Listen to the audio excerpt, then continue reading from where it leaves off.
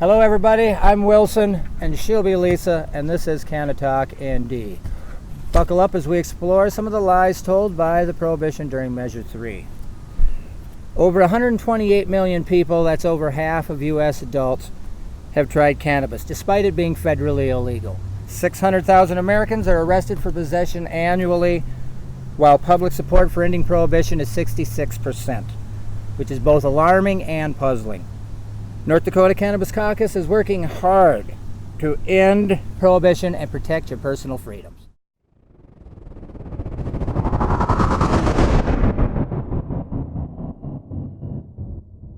Who are the prohibitionists of today? The main opposition to ending prohibition are often groups with ties to Big Pharma, Big Oil, and some of our state legislators here in North Dakota. As we saw during Measure 3 campaign, they will blatantly lie. Their only argument is to proliferate falsehoods.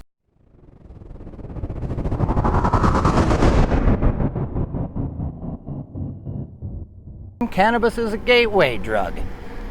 In fact, the majority of people who use cannabis do not go on to use other substances, according to CDC.gov. Drug Policy Alliance says marijuana is the most popular and easily accessible, so people who have used less accessible substances are likely to have first used cannabis or alcohol, but the use of one does not cause the use of another. That's right. According to a recent Newsweek article by Miriam Borey, pleasure-seeking was the gateway people go through, period. Criminalization and prohibition, they found, was the true gateway to harder drugs. Drug Policy Alliance also says, for most people, cannabis is the end point, not a gateway drug. In fact, cannabis is proving effective as an exit drug, helping people discontinue use of opioids, for example.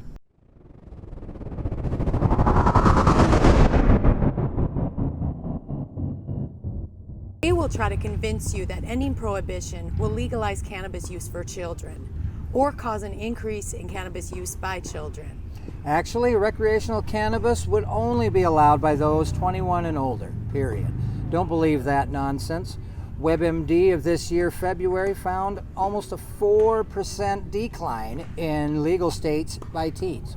WebMD also said on February 14, 2019, according to Health Day News, researchers found fewer teen users in states that had adopted medical laws, as well as the longer the laws were on the books, the less likely teens were to use cannabis.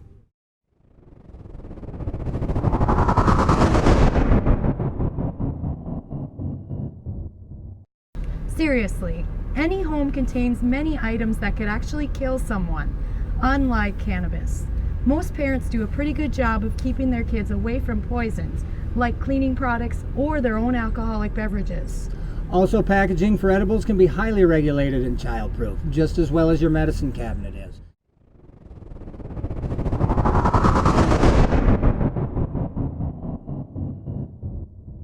Snopes.com states, no credible data exists that supports a significant association between increased violent crime and marijuana legalization. Actually, an article in Forbes of this year also suggests that the legalized cannabis may already be reducing violence in states that border Mexico. According to the study, violent crime in such states has fallen by an average of 13% since legal cannabis was put on the books, and at even higher rates regarding homicide. Researchers suggest that the drop can be attributed to cannabis users no longer having to rely on black market products from Mexico, which has been providing the bulk of cannabis products consumed in the U.S. for decades.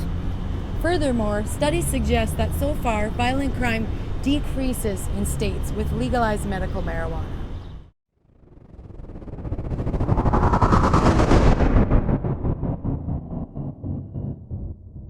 They will describe a smoke-filled city, everyone smoking at school, moms at soccer games, and so on. This is ridiculous. Public smoking will be regulated the way any other type of smoking is.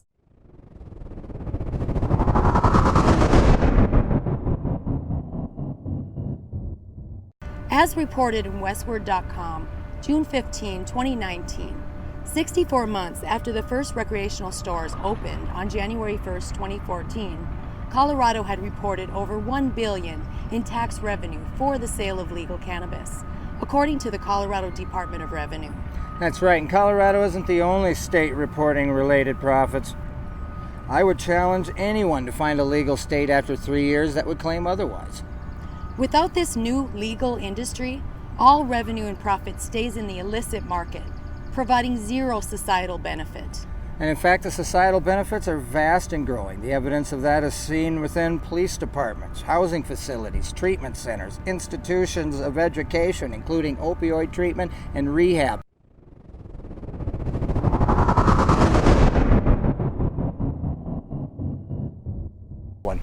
She's a cannabis nurse. She's an RN from St. Luke's University. Gail Peterson. The myth that cannabis does not help with pain control is pretty easy to debunk. A little endocannabinoid education. You have CB1, CB2 receptors all over your bodies. CB1 receptor, which is what cannabis, which THC adheres to, is located in your brain, spinal column, and nervous system, essentially. CB2 receptors, which are what we're knowing now as CBD, tends to reside and attach to your bones and muscles and your organs. The endocannabinoid system is the great balancer. With chronic pain, things are overstimulated. THC kind of dampens that. CBD is a great anti-inflammatory and anti-anxiety measure. So it's important that we use things in combinations too. Some forms of THC do increase anxiety, so it's important that you are aware of what product you are taking. Another big thing is that pain is almost being considered now by the marijuana cannabis community. It's an endocannabinoid deficiency. So we need to stimulate that and know how to work with it and enhance it. Another big thing with pain is anxiety.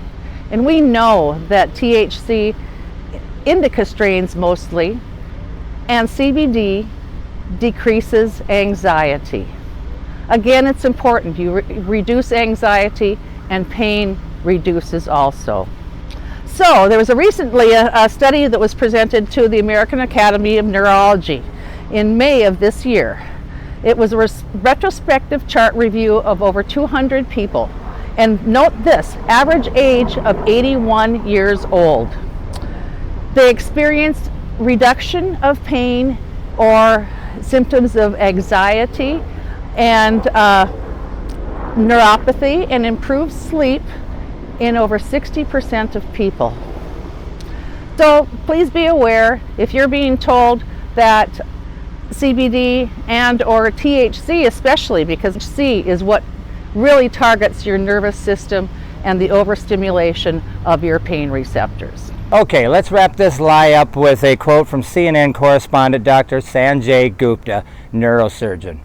It doesn't have a high potential for abuse, and there are very legitimate medical applications. He goes on to importantly say, in fact, sometimes marijuana is the only thing that works. It is irresponsible not to provide the best care we can as a medical community. Care that could involve marijuana. We have been terribly and systematically misled for nearly 70 years in the U.S.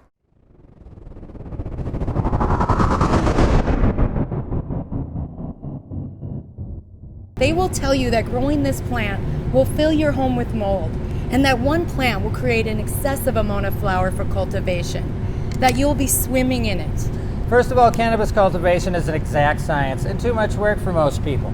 Each plant's yield is largely determined by the type of equipment used, and average people will not have a whole hydroponic setup at home. Maximizing yield may be the specialties of our farmers here in North Dakota, but average citizens do not have the time or the money to get that into growing. Also, any house plants can become moldy in the right or wrong conditions. Luckily, mold is actually easy to prevent with the right tools and research.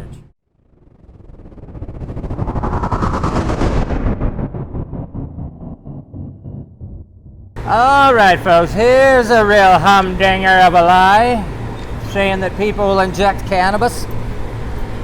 They will try to scare you by saying that people will inject cannabis. In fact, some of our state legislators included this in recent legislation. Injectable THC has not been developed. THC cells do not like water. You can't put it into an injectable water suspension. That's right. And just like Big Pharma created the first multivitamin gummy marketed for kids, Marinol is the only cannabis-related synthetic compound made by Big Pharma today that could be injected. These are just a few of the lies of the Prohibitionists. And as we go into our petition drive, the Prohibitionists will likely come up with more lies. And we will be here to tell you the truth. Be sure to sign a petition, North Dakota Freedom of Cannabis Act. Finally, legal states are thriving. Google it if you don't believe me. The positives far outweigh the negatives. Usually the lies stem from greed and capital gains. If our perceptions change about this wonderful plant, we can heal our nation. See you around.